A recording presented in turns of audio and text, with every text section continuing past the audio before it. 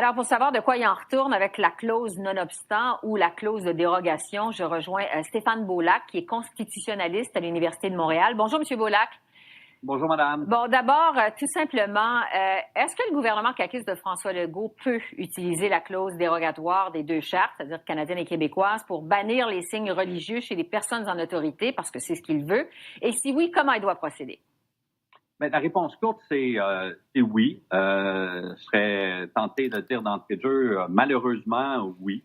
C'est une option qui est possible à la fois pour déroger, pour faire dérogation à la liberté, parce que là, il faut, si on parle de laïcité, d'interdiction de signes religieux, on va mettre ça en lien direct avec la liberté fondamentale, celle de conscience, la liberté de religion. Alors, on sait déjà, la jurisprudence le confirme, que la laïcité tombe sous le coup de cette liberté fondamentale. Donc, si on veut procéder à l'encontre des libertés fondamentales, celles de conscience, de religion, on doit invoquer la clause de dérogation, l'article 33, on va donner la numérotation de la Charte canadienne, et l'article 52 de la Charte québécoise. Et là, votre deuxième question, comment est-ce qu'on procède? Bien, si on va de l'avant avec une telle utilisation de la clause de dérogation, on doit le faire en termes exprès. Et là, ça m'amène à mentionner brièvement la logique de la chose, c'est que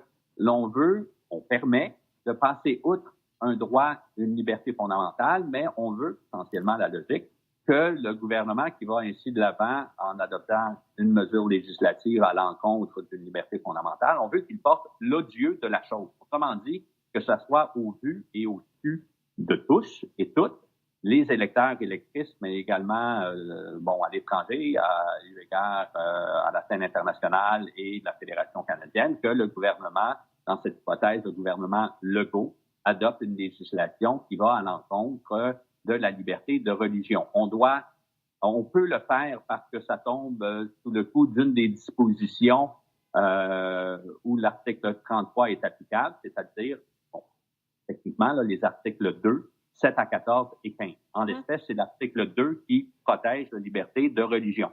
Alors, on devrait le faire de façon expresse et, important d'ajouter aussi, c'est une clause qui est adoptée pour une période déterminée d'au plus d'un maximum de 5 ans. Autrement dit, si on veut poursuivre, continuer l'application, les effets juridiques d'une législation adoptée en invoquant la clause de dérogation, on doit le refaire à tous les 5 ans. Donc, on recommence le processus une fois à tous les 5 ans.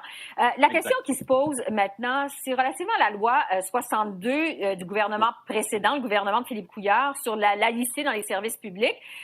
Lui voulait les services à visage découvert. C'est présentement contesté devant les tribunaux. Est-ce que le gouvernement caquiste doit attendre une décision sur la loi 62 avant d'aller d'avant avec la clause dérogatoire? Là aussi, la réponse courte, c'est non. On pourrait, hypothèse, adopter immédiatement une législation qui, vraisemblablement, selon ce qu'on sait de la plateforme de la CAQ, irait plus loin, serait davantage attentatoire à la liberté de religion en imposant, par exemple, la laïcité, c'est-à-dire l'interdiction de porter des signes ostentatoires, non seulement aux personnes en position d'autorité coercitive, comme le recommandait, comme c'était la position du rapport Bouchard-Taylor, mais il irait plus loin pour interdire le port de signes religieux aussi pour les éducateurs, voire les éducatrices en préscolaire. Alors, on pourrait aller plus loin, même sans attendre une décision par rapport à la loi 62, en invoquant la clause de dérogation. Ça serait, selon le jargon juridique, ça serait fait non pas en réaction à une décision judiciaire, mais ça serait fait de façon prospective pour essentiellement dédouaner, si je puis dire, une législation attentatoire à la liberté de religion pour le futur. Bon. D'entrée de jeu, quand je vous ai demandé si c'était possible de le faire pour le gouvernement de la CAQ, vous m'avez dit, malheureusement, l'utilisation de la clause dérogatoire, c'est une mesure exceptionnelle. Ça peut être très controversé. Jusqu'à quel point c'est exceptionnel? On se rappelle évidemment que le gouvernement de Robert Bourassa l'avait utilisé en 1988 pour l'unilingue, pour l'affichage unilingue au Québec. Jusqu'à quel point c'est exceptionnel et c'est controversé? Mais écoutez, de deux choses. La première chose, historiquement, sans rentrer dans les détails, mais ça a été conçu, ça a été accepté, mesure de compromis, si je puis dire, pour avoir un consensus en 1982 afin d'adopter cet instrument de protection supra-législative, constitutionnelle, la Charte canadienne des droits et libertés. On a inséré l'article 33 pour essentiellement dire dans certaines circonstances limitées, limitées à certains droits, à certaines libertés et limitées aussi en temps.